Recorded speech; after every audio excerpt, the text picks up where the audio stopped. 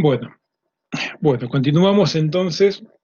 Vamos a la última, el último tramo, nos salteamos eh, las cuestiones que tienen que ver con la teoría de la evolución, que no es algo en lo que vayamos a profundizar, pero que sin embargo tienen algunos conceptos que yo puse en la presentación, que lo que les voy a compartir en el campus, para que puedan también tener algunos lineamientos para acompañar la lectura, pero lo que nos interesa es justamente la descripción que Luhmann hace de la sociedad moderna, como una sociedad funcionalmente diferenciada. Todo esto en el contexto de su teoría de la diferenciación. La diferenciación social es un producto de la evolución que tiene que ver también con el desarrollo de los medios de comunicación, ya sea de los medios de difusión de la comunicación como de los medios de comunicación simbólicamente generalizados.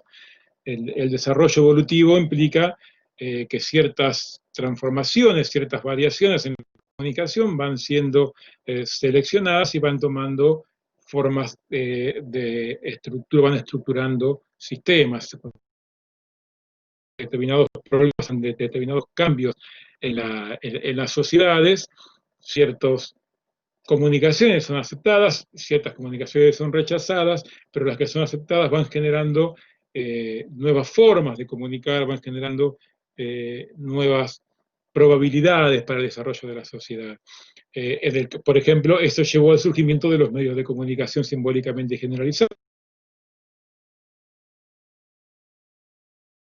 Para la aceptación de la comunicación en condiciones improbables, podrían no haber surgido, y si no hubiesen surgido, no hubiese existido una sociedad funcionalmente diferenciada como Luhmann afirma que es la actual, pero en la medida que existieron, generaron las condiciones para que ciertos ámbitos específicos de la comunicación se fuesen generalizando.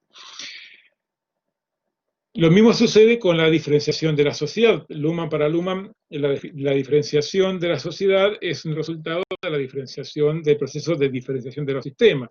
Recordemos, las sociedades son sistemas de comunicación que abarcan a todas las comunicaciones, en las cuales solamente hay comunicación, y por lo tanto se diferencian a su interior a medida que surgen ámbitos específicos de comunicaciones específicas. Una de las primeras formas de diferenciación que aparecieron en la historia fue la diferenciación segmentaria, y aquí Luhmann no se diferencia para nada de, por ejemplo, la definición que hace Durkheim de las sociedades segmentarias. Las sociedades segmentarias o la diferenciación segmentaria tiene que ver con que solamente con que, mejor dicho, las comunicaciones se organizan en su aceptación o rechazo a partir de criterios de pertenencia territorial o de pertenencia de sangre, de linaje, las Gemeinschaft que vimos con tenis. Implica que hay una serie de segmentos, de sistemas comunicativos iguales, diferenciados justamente ya sea por la pertenencia territorial, comunidad de suelo, o por el linaje, pertenencia de sangre. Y solamente quienes pertenecen a esa comunidad son quienes pueden comunicar, y quienes pertenecen son extranjeros, no tienen derecho a comunicar o tienen derechos diferentes, es decir, son seleccionadas las comunicaciones de acuerdo a la pertenencia a los sistemas segmentarios, a las comunidades. Otra forma que aparece son las sociedades organizadas en base al centro y la periferia, que diferencian la comunicación entre comunicaciones del centro y comunicaciones de la periferia. Por ejemplo, los sistemas imperiales de conquista del Imperio Romano, que distinguía entre ciudadanos del imperio y ciudadanos. Por ejemplo, las economías o los sistemas palaciegos. Podemos pensar en Babilonia, en Knossos, es decir, en que todos los sistemas que se organizan en un centro, que es el ámbito de aceptación o el ámbito preferencial para las comunicaciones, y una periferia en la cual hay una diferenciación entre la posibilidad de comunicar. Otro tipo de diferenciación son las sociedades estratificadas, o la diferenciación estratificadora, que diferencia posibilidades de comunicación de acuerdo a los estratos que hay en la sociedad. Por ejemplo, entre nobles y plebeyos, o al interior de los gremios de artesanos, entre maestros, oficiales y aprendices, o el sistema de castas de la India, dependiendo a qué sector, a qué sistema de la estratificación se pertenezca, se puede o no comunicar, y solamente las comunicaciones que pertenecen al sistema tienen preferencia para comunicar al interior del sistema. Estos, Luhmann dice, son los 4 grandes modos de diferenciación social que han existido en la historia, hasta el advenimiento de la diferenciación funcional. Que haya 4 grandes grupos no quiere decir que el interior de esos grupos sea la única forma de organizar las comunicaciones. Luhmann habla de un primado de la diferenciación. Por ejemplo, en las sociedades centro-periferia y obviamente sociedades segmentarias. Había una diferenciación segmentaria. En las sociedades modernas hay familias y hay naciones, cuyo tipo de diferenciación es segmentaria. Y hay también una estratificación social, podemos pensar en torno a las clases. Pero que haya otras formas de diferenciación no quiere decir que haya que sea la principal, la que organiza todas las comunicaciones. Y eso es lo que Luhmann define como el primado de la diferenciación funcional. Es aquella forma de diferenciación que organiza el surgimiento de los sistemas en la sociedad. La sociedad moderna, va a decir Luhmann, es una sociedad funcionalmente diferenciada. ¿Por qué funcionalmente diferenciada? Porque organiza su diferenciación no en base a la pertenencia territorial o a un criterio de centro-periferia o a un criterio estratificado, sino a un criterio de funciones. Lo que surgen son ámbitos específicos de comunicación orientados a resolver funcionalmente problemas de la sociedad. Por ejemplo, la economía, el problema de la producción de los bienes y servicios necesarios para la satisfacción de las necesidades, la ciencia hacia el problema de la producción del conocimiento, la educación hacia el problema de la socialización, la política hacia el problema de la toma de decisiones colectivamente vinculantes, el derecho hacia los problemas de la legitimación de las decisiones, bueno, el arte hacia el problema de la distinción entre lo bello y lo feo y de la expresión, los medios de masas hacia el problema de la redundancia de la comunicación, cómo conseguir que haya muchos temas de la comunicación, muchos temas de comunicación para que la comunicación no se termine, y la salud hacia el problema con la relación entre sociedad y organismo, por ejemplo. Son algunos de los sistemas funcionales han surgido evolutivamente a partir de los medios de comunicación simbólicamente generalizados, es decir, han condensado las estructuras de expectativa de esos medios en torno a los códigos de utilización del medio y los han convertido en los operativos de los sistemas. Por ejemplo, la política ha reconvertido el medio de comunicación simbólicamente generalizado del poder en el poder de participar de la toma de decisiones colectivamente vinculadas o no. El derecho se ha orientado justamente hacia la legitimación, por ejemplo, del uso del poder en el caso de la política, pero de la legitimación de las acciones sociales mediante el código que distingue entre lo legal y lo ilegal. La economía se ha orientado hacia la distinción entre las comunicaciones que acceden a la propiedad mediante el dinero y aquellas que no. Y a su vez entonces se orienta por el código a tener o no tener dinero o gastar o no gastar, que es otra posibilidad también. La ciencia se ha consolidado a partir del código a partir del código sí, que deriva del medio de comunicación simbólicamente generalizado, ¿verdad? Y la ciencia se organiza por el criterio de lo verdadero y lo falso, o lo no por ahora verdadero. Aquello que es aceptado científicamente como válido y aquello que no es aceptado científicamente como válido, hasta que sea hasta que reúna las condiciones de la aceptación. Es decir, cada sistema funcional de la sociedad resuelve problemas de la sociedad utilizando ciertas formas de determinación sobre la utilización del código. Esas formas de aceptación de la utilización del código son los programas. Cada sistema funcionalmente diferenciado tiene programas que regulan la utilización del código. Por ejemplo, la ciencia tiene programas para regular la determinación de qué comunicaciones al interior de la ciencia van a ser verdaderas y cuáles van a ser rechazadas. Por ejemplo, los sistemas de doble siglo que utilizan las revistas en las cuales se publican los avances o los resultados de las investigaciones científicas. El arte tiene ciertos códigos propios del sistema para distinguir entre obras de arte válidas y no válidas, bellas y feas, aceptadas y no aceptadas. Obviamente que el derecho tiene sus procedimientos para definir lo legal y lo ilegal.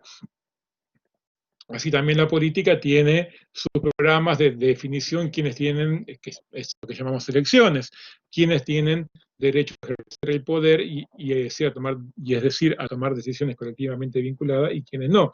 Bien, mediante esta relación entre códigos y programas es que los sistemas funcionalmente diferenciados de la sociedad moderna regulan las comunicaciones a su interior y establecen un ámbito delimitado, operativamente clausurado, de comunicaciones. Es decir, son ámbitos específicos de comunicaciones específicas. Cada sistema monopoliza, se encarga de una función y solamente de esa función y ningún otro sistema. La economía no puede definir el acceso a la propiedad o a la posesión del dinero, pero no puede definir lo verdadero y lo falso, y la ciencia no puede definir lo bello y lo feo, ni el derecho puede definir la posesión o la no posesión de dinero, por lo menos tal y como está organizada las sociedades actualmente. Es decir, la función de cada sistema goza de prioridad con respecto a las otras, a las funciones de los otros sistemas. Sin embargo, esto otorga a las sociedades contemporáneas una característica que hasta ahora nunca habían tenido. Es decir, y esa es que no es posible determinar que una función sea más importante que otra. Con esto Luhmann discute las teorías del Estado, las teorías que afirman, pues ponen al Estado como en el centro regulador de la sociedad, y esto es lo que le vale a Luhmann también ser presentado, ser tratado como un teórico de derecha, en realidad, o como un justificador del neoliberalismo, porque Luhmann afirma que no hay manera en la sociedad tal y como está organizada de establecer un vértice jerárquico para tomar decisiones en la sociedad, porque la política es el ámbito en el cual se toman las decisiones colectivamente vinculantes, pero sin embargo no puede regular o no es capaz de regular las condiciones de la posesión o no de dinero. Puede irritar a la economía mediante decisiones políticas, pero lo que es válido para el funcionamiento de la economía lo decide la economía autónomamente. Lo mismo la política no puede definir lo que es verdadero y lo que es falso, ni puede definir lo que es legal y lo que es ilegal, ni la economía puede tampoco definir lo verdadero y lo falso, y aunque haya obviamente intromisiones de un sistema a otro, esas intromisiones tienen la forma de lo que Luhmann determina las irritaciones, es decir, mediante ciertos modos de funcionamiento de la economía pueden desfinanciarse, por ejemplo, el Estado, mediante la disminución en el impuestos, o el Estado mediante la política puede desfinanciar las investigaciones, puede no cambiar el funcionamiento mediante el cual cambiar las reglas de funcionamiento mediante el cual se llevan a cabo las investigaciones científicas, pero no puede definir lo verdadero y lo falso. Puede achicar o agrandar el contenido, por ejemplo, pero no puede establecer los criterios mediante los cuales una publicación o el desarrollo de una investigación va a ser considerado verdadero, o el producto de una investigación va a ser considerado verdadero o no verdadero. Cada sistema es autónomo en el ámbito de lo que le compete, en el ámbito de sus funciones, y ningún sistema tiene entonces ninguna mirada de conjunto sobre toda la sociedad. Es decir, cada sistema alcanza la cooperativa teniendo como punto de referencia su función y su código binario, pero no definen nada en relación a lo que sucede en los otros sistemas. Por eso es que Luhmann habla de que la relación entre los sistemas es una relación heterárquica.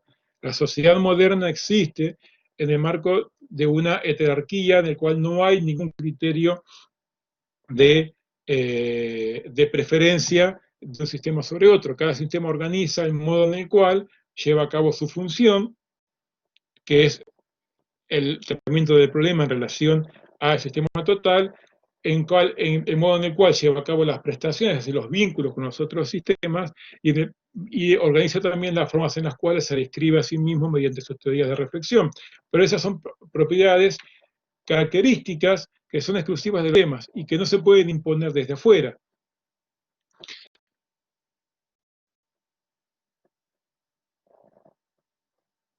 Entonces,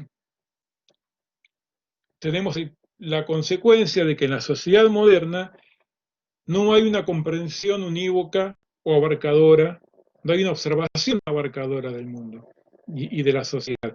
Cada sistema, a la medida que puede observarse a sí mismo y su relación con los otros, o su relación con el entorno de la sociedad, comprende el mundo fragmentariamente. Sin embargo, dice Luhmann, también esto le permite a cada sistema reconstruir la totalidad, pero desde la lógica de su propio sistema. Es decir, cada sistema observa a los otros sistemas como sistemas en el propio entorno. Esto, que no genera ninguna condición de partida para una comprensión abarcadora de la sociedad en su conjunto, sí genera las condiciones para que un sistema pueda observarse a sí mismo operando en el mundo. Es decir, para la reflexión de los sistemas.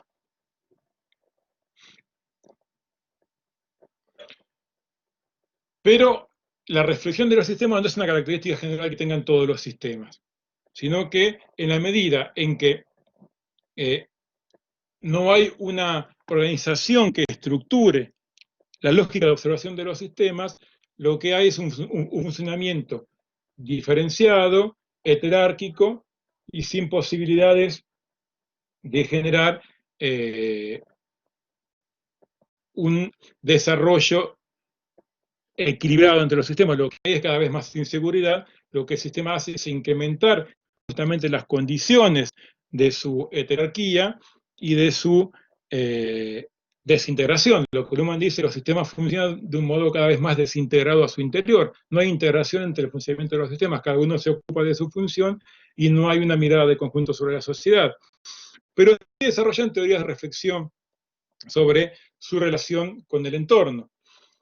Cada sistema, el derecho tiene una teoría del derecho, la economía desarrolla teorías económicas, esas son teorías de reflexión, pero no hay una teoría de reflexión que exprese o que pueda permitir la comprensión de la relación entre todos los sistemas. Los intentos que la sociedad lleva a cabo de describirse a sí misma recurren a formas semánticas, es decir, las semánticas son para Luhmann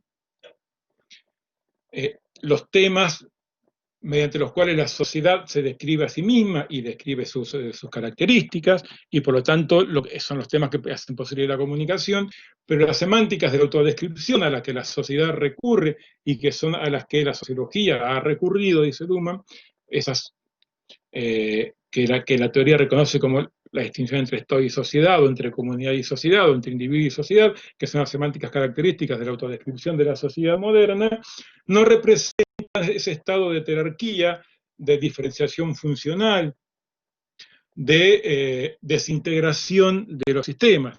La semántica que distingue entre Estado y sociedad presenta una mirada jerárquica sobre la sociedad. Dice Luhmann, la semántica de comunidad y sociedad no hace otra cosa que expresar ese desanclaje del individuo, de las formas comunitarias, y por lo tanto, la incapacidad de tener un lugar fijo en la sociedad. Y lo mismo que la semántica de individuo y sociedad, se construye en torno a la noción de sujeto. Construye la idea de un individuo autónomo y que se convierte en el fundamento de lo social, pero por otro lado, como vimos en el texto de Darwin, una sociedad que le impide desarrollarse. Son todas semánticas que no son capaces de expresar las características estructurales de la sociedad moderna. Por eso es que cuando Luhmann desarrolla su teoría de la autodescripción, la pregunta es, ¿cuál es el modo en el que una sociedad que existe de un modo descentrado, acéntrico, heterárquico, sin ningún tipo de control general sobre sí misma, puede llegar a describirse? En su teoría de la autodescripción y en la relación entre estructura social y semántica, justamente lo que Luhmann presenta y llega a comprender y llega a describir algo parecido a lo que pasaba en Marx. Las estructuras de diferenciación cambian de un modo, se transforman de un modo más rápido que la semántica. La semántica que la sociedad ha utilizado y está utilizando para describirse a sí misma ya no le sirven para dar cuenta de su realidad estructural. Hace falta, por eso es que, y ahí volvemos otra vez al comienzo, por eso es que Luhmann plantea que lo necesario es un cambio de paradigma en la autodescripción social. La sociología es la empresa de la autodescripción social, anclada al sistema de la ciencia, regulada por el criterio, por los programas y por el código de la ciencia. Sin embargo, la teoría de reflexión de la sociología es tanto una teoría del propio funcionamiento de la sociología como disciplina científica como una teoría de la sociedad. Y eso le permite incluir esa posibilidad en su propia observación de mirarse a sí misma operando en un mundo que opera por sí mismo, de volver a introducir la diferencia entre sistema y entorno en el propio sistema mediante la descripción del modo en el que el sistema se diferencia en sistema y entorno. Esa característica especial de la sociología, de ser por un lado una teoría de reflexión de su propia actividad como disciplina en el ámbito de las ciencias sociales y de la ciencia en general, pero también una teoría de la sociedad, le otorga ese componente de racionalidad de la observación, esa observación de segundo orden que permite observar cómo se llevan a cabo las observaciones y observarse a sí misma observando. En las teorías de reflexión de los sistemas parciales, lo que hay es una descripción del funcionamiento del sistema en el contexto de la sociedad, pero no hay una observación de cómo el sistema se observa observándose funcionar. La sociología sí hace eso. Y eso es lo que le agrega un gradiente de complejidad y le otorga la capacidad de convertirse en un correlato de la sociedad en la sociedad, de presentar una descripción del mundo en el cual ella misma está incluida como parte de la descripción.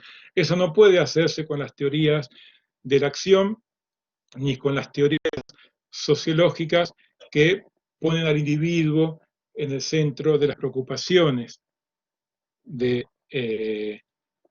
los problemas de la sociedad, sino que hace falta una sociología que recurra a las herramientas teóricas y epistemológicas que más estén de acuerdo con las condiciones estructurales de la sociedad moderna. Justamente los desarrollos en teoría de sistemas, los desarrollos en teorías de la complejidad, los desarrollos en la epistemología de la observación, le permiten o le permitirían a la sociología, y por eso la propia teoría que Luhmann propone, construir un correlato, no presentar el mapa como el territorio, pero sí construir una descripción más adecuada del territorio en el que la propia descripción esté como parte de ese territorio. Y ese es el intento, y esa es la propuesta, y eso es la ventaja que Luhmann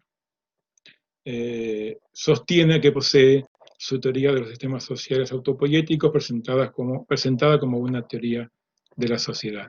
Bien, hasta aquí llegamos con este arduo.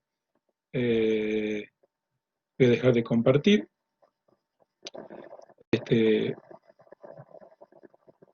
Y voy a compartir ahora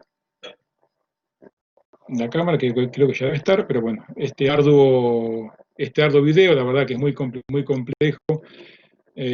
Presentar